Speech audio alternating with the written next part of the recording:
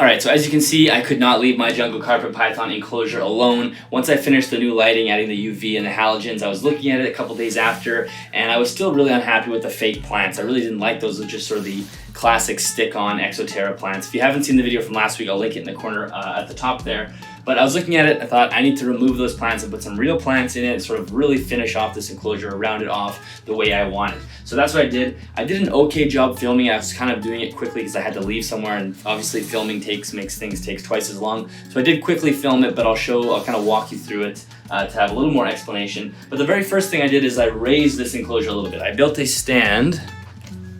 It's just a classic sort of aquarium stand. If you just search DIY aquarium stand, you'll find, you know, Joey from the King of DIY has a bunch of videos like that, but so do other people. That's sort of just the template that I followed because it was just so low that I was constantly having to bend down and look into it, and it was really starting to hurt my back. So I raised the enclosure up, and now it's eye level for me, which is fantastic. And then I went and I bought some plants. So let me open this up.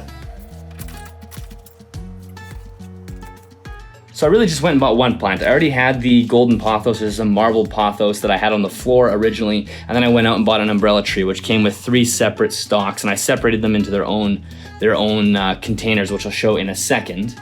Now, this enclosure is not a bioactive enclosure. As you can see, it's not a deep substrate. This enclosure was never built to be bioactive or to hold a substantial amount of substrate, so that's why everything needed to be kept in its own pots. So all of the foliage from this umbrella tree and the pothos at the top really cuts down on the light that makes it to the floor. So it's pretty cool. It's almost like a forest floor down here. It's very dark and very shaded, nice and cool. So I took 2 of the stalks of the umbrella tree. I'm not sure how well we can see that here. I know there's lots of things blocking it.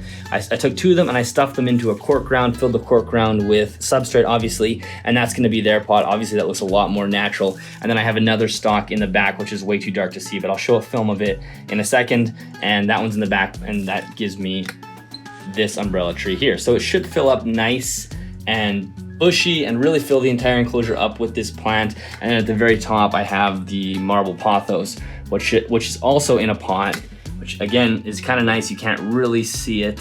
You can see the words on the pot there, and it's just bound in place up at the top, and the marble pothos will grow through here and eventually kind of fill in that space completely. So I did also add 2 more lights at the top to add more light into this enclosure. These are just 2 compact fluorescents. Let me see if I can get the camera to pick those up. It's kind of hard to see from here. I'll show you a video of myself adding them in, and they are just adding a little bit more light, but at the end of the day, when I look back here, as bright as this enclosure seems with the halogen, the 2 compact fluorescents, and the T8 UVB, it's still too dark, I think, for these plants. So I am gonna order a Jungle Dawn, just a 15 watt, that's like the one that's about 11 inches long, and it'll sit behind the UV. I'll probably do a video on that as well, and that will light up this enclosure much more and give the plants way more energy so then they can stay nice and healthy, which is of course what I want. Right now, a lot of the Arcadia products are sold out in North America due to COVID, so I think they're coming in this week, so hopefully I have one ordered very, very soon. And that's sort of next step. So I did post those 2 lights on the back. I'll probably pull those off as soon as the new Jungle Dawn comes in. But anyway, I've just been obsessed with the way this enclosure looks. I think it looks just awesome. The jungle carpet python's behavior has been pretty awesome ever since I added him back in with this new lighting. He's way more, he explores to the top a lot more. He's hanging out underneath the heat, which is fantastic. And it's just so cool to see him climbing in through these branches. So it's funny, when you look at a jungle carpet python, you see the pattern of that stark, bright yellow, alternating with black bands throughout the entire body. And you look at a snake like that and you wonder, how is that good camouflage? It is so easy to spot. Now, that's kind of what I've always thought. I always wondered, how does that pattern work? As soon as I added him into this enclosure, which I'll show videos of, and it's really hard to see him actually, as soon as he was in amongst the trees with all this different beams of light shooting through and shadow shooting through, he became incredibly difficult to see. It's very hard to tell the difference between shadow and light and the snake's body. So that was super interesting to see. Again, the more you replicate nature, the more you're gonna find out these new things. I would never have known that. Of course, you can assume that the pattern is due to camouflage, but until you see it in action, you can't really fully understand how that works. But as soon as I saw his body climbing in through the back of the enclosure where it's shaded with beams of light coming through, you could hardly see him. And hopefully I'll catch a good video of that as well. It might be easier for it to spot on camera, but it was pretty cool. And the plants, of course, have been helping with humidity as well, which has been fantastic. And that's the last thing I want to talk about. I want to quickly show you guys something on my computer that I'm going to do with the climate, and then we're going to wrap up this video.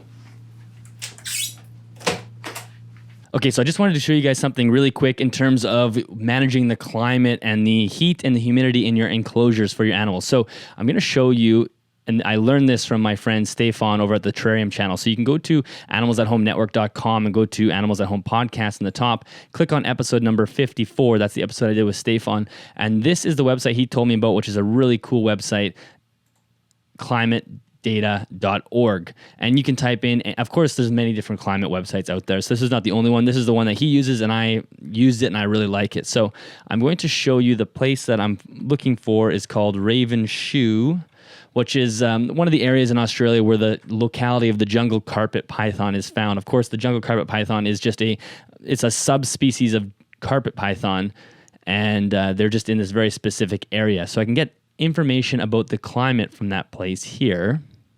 Okay, so as far as this page goes, there's just these two very simple graphs that are great to use. And if you watch Stefan's channel, the Terrarium channel, you'll see that he actually, on many of his enclosures, has these printed out and pasted right on the enclosures themselves. And that's definitely something that I want to do. I think that's a really easy way to just keep yourself reminded of the climates you're trying to produce or reproduce, and remind yourselves of the seasonal swings, because there's seasonal swings everywhere, and you want to kind of have a rough idea of what those are. So I already did print something off here for myself as a reference, but I want to print off something a little bit nicer with colored ink so I can post it onto the enclosures. And again, just as a reminder. So just really quick, these two graphs. The first one up here, this is showing precipitation as well as a average temperature line. So the blue bars are precipitation, and the red line is your temperature swings. So you can just see that there. And then here's another just average temperatures with a high and a low, and then a mean running right through the middle. And these are just really simple ways to remind yourself of the climate you're trying to reproduce.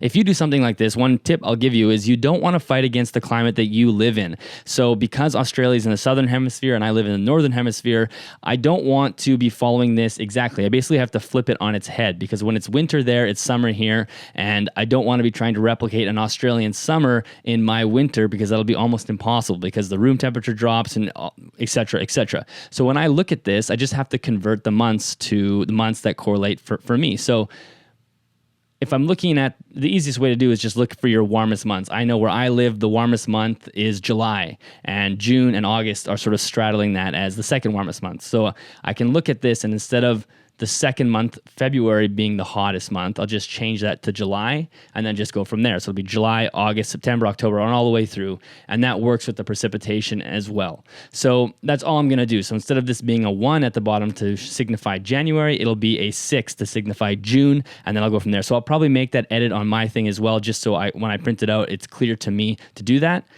And in those warm months, I'm going to start misting this enclosure, especially in the evening, letting the humidity bump up, giving the snake a little bit of a sensation of rain without soaking the enclosure completely. You still want to bump up the humidity, and then in the winter, letting it dry out a little bit, letting the mistings go few and far between. And just, again, another thing you can add to simulate Mother Nature.